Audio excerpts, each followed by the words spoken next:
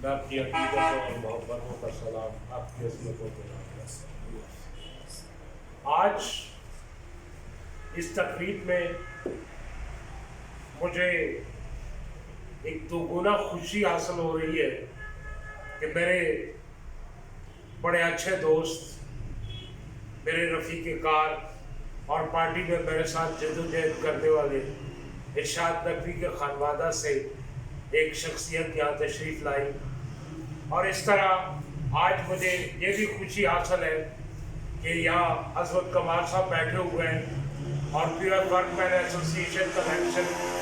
انہوں نے جیتا ہے اور صدر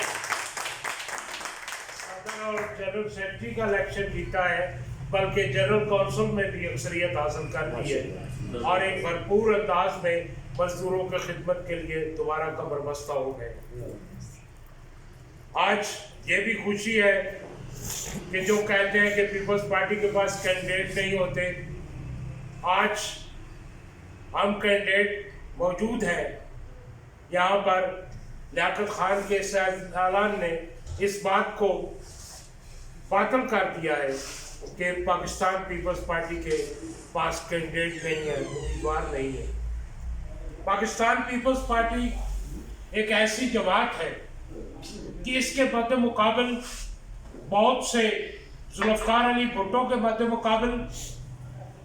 کئی ٹیسٹ ٹیوب لیڈر پیدا کیے گئے، لیکن اب 17 اگست کو کوئی تماشا ہوتا ہی نہیں فیصل مسجد کے پاس۔ کچھ سال تو بڑا اجتماع کیے گئے، لیکن وہ اجتماع جو طاقت کے زور پر کروائے جاتے ہیں ان کی اتنی عمر ہوتی ہے، اتنی زندگی ہوتی ہے، لیکن وہ اجتماعات جو دل کے اندر اٹھنے والی چنگاریوں کی بنیاد پر،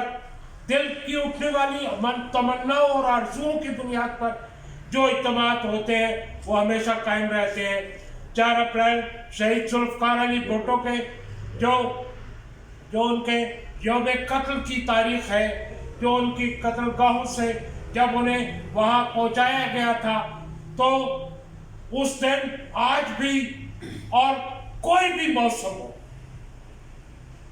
پیپلز پارٹی اقتدار میں ہو، اقتدار سے باہر ہو، قصب پرسی کی حالت میں ہو، لیکن وہ اجتماعات اپنے رنگ دکھاتے ہیں اور ایک دفعہ پھر